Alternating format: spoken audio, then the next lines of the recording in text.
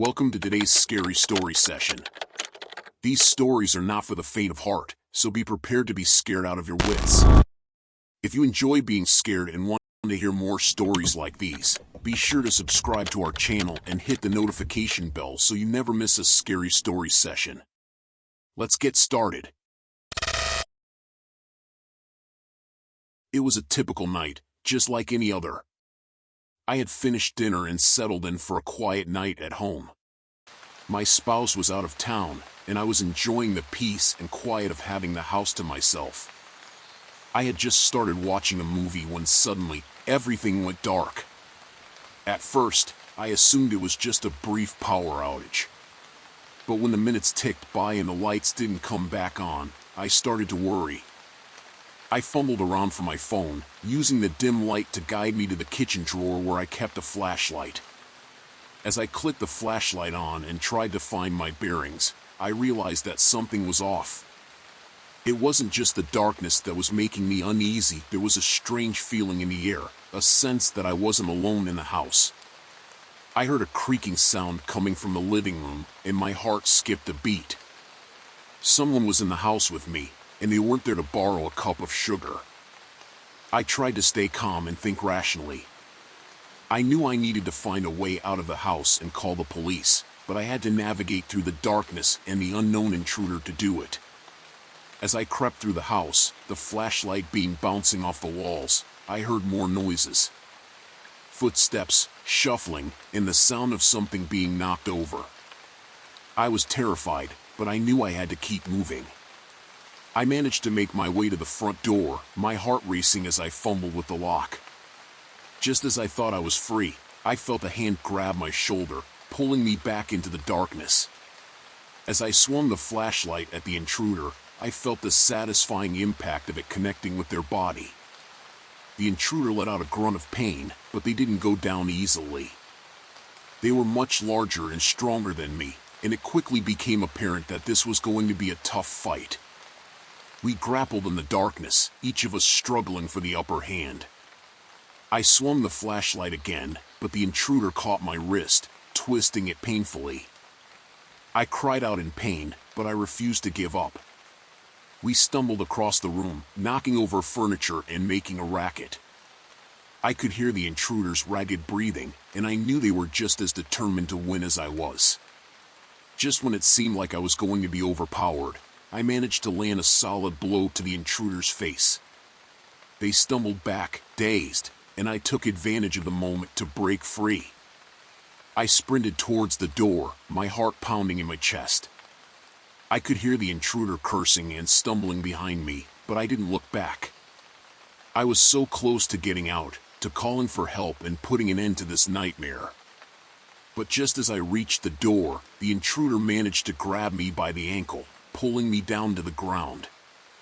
I hit my head hard on the floor, and for a moment, everything went black. When I came to, I could feel the intruder's hands on me, trying to subdue me. But I refused to give up. With all the strength I had left, I kicked out, connecting with the intruder's face once again. This time, they fell back, stunned. I scrambled to my feet and bolted out the door, sprinting down the street as fast as I could.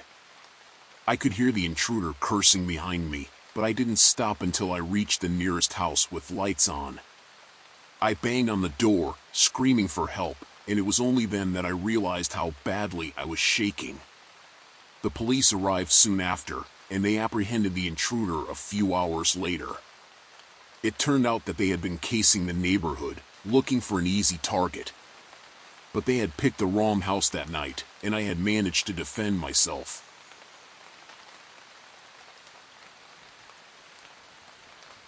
It was a dark and stormy night, the kind of night that would send shivers down your spine. I was home alone, curled up on the couch with a bowl of popcorn, ready to indulge in my favorite pastime, watching scary movies. The wind howled outside, and the rain pounded against the windows, but I was warm and cozy inside. I watched as the characters on screen were terrorized by ghosts, monsters, and other supernatural entities, but I felt safe in the knowledge that it was all just make-believe. But as the night wore on, things started to feel different. I began to hear strange noises, creaks and groans that I couldn't explain. At first, I thought it was just the house settling, but as the noises continued, I began to feel uneasy. Then, I saw something out of the corner of my eye, a shadowy figure lurking in the darkness. I dismissed it as my imagination, but as the figure grew more persistent, I couldn't ignore it any longer. I tried to brush it off and focus on the movie, but every time I looked away from the screen, I saw something else, a ghostly apparition, a flicker of movement, something that wasn't quite right. By the time the movie ended, I was a wreck. I had never been so scared in my life, and I couldn't shake the feeling that something was watching me. I tried to distract myself by reading a book, but I couldn't concentrate. Every sound made me jump, and every time I looked up, I saw something that shouldn't be there. I tried to tell myself that it was just my imagination, that there was nothing to be afraid of, but deep down, I knew something was wrong. Then, I heard it, a low, guttural growl that seemed to come from nowhere. I froze, my heart pounding in my chest, and tried to locate the source of the sound. But as I listened, the growling grew louder and more menacing, and I knew I had to do something. I grabbed a flashlight and cautiously made my way through the house, my heart pounding in my chest. As I walked, the growling grew louder, and I could feel the hair on the back of my neck standing up. Then, I saw it, a shadowy figure lurking in the corner of the room, its eyes glowing in the dark. I tried to run, but my legs felt like lead. The figure lunged at me, and I could feel its cold, clammy hands closing around my neck. I woke up on the floor, my head throbbing with pain. I didn't know how long I had been unconscious, but it felt like hours. As I struggled to my feet, I could feel the presence of the ghostly apparition still lingering in the room. But this time, I wasn't going to let it scare me. I took a deep breath and stood up straight, facing the ghost head-on. I could feel its malevolent energy coursing through the air, but I refused to be afraid. I began to speak, telling the ghost that it wasn't welcome in my home, that it needed to leave and find peace.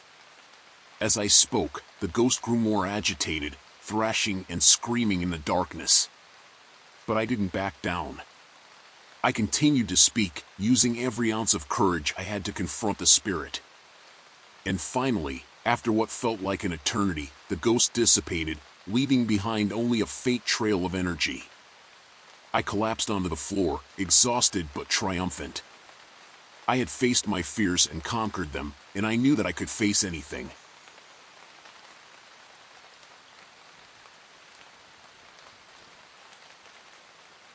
I never thought I would be home alone for an entire week, but when my parents announced their plans to take a trip out of town, I was ecstatic. Finally, I could enjoy some peace and quiet without any interruptions. The first few days were amazing. I spent most of my time lounging around the house, watching TV, and catching up on my favorite shows. But on the fourth night, things took a turn for the worse. It was around midnight when I heard a noise coming from the other room. At first, I didn't think much of it. Maybe it was just the wind, or maybe the house was settling. But when the noise persisted, I knew something was wrong. I slowly crept out of my room, trying not to make any noise. The hallway was dark, and I fumbled around for the light switch. When I finally found it, I flipped it on, illuminating the hallway. I cautiously made my way towards the other room, my heart pounding in my chest. As I got closer, I could hear the sound of someone rummaging through the drawers. My mind raced, and I tried to think of what to do. Should I call the police? Should I try to confront the intruder? I didn't know what to do, but I knew I had to do something. I took a deep breath and pushed open the door, ready to face whoever was inside. But what I saw was even more terrifying than I could have imagined. Standing in the middle of the room was a masked man, dressed all in black. He had a backpack on his back and was frantically searching through the drawers, throwing things around as he went. As soon as he saw me, he whipped around, and I froze. For a moment, we just stared at each other, neither of us moving. Then, he started moving towards me, and I knew I had to act fast. I backed up slowly, trying to put as much distance between us as possible. But he was determined, and he continued to move closer, his eyes locked on mine. I could feel the adrenaline coursing through my veins, and I knew I had to do something before it was too late.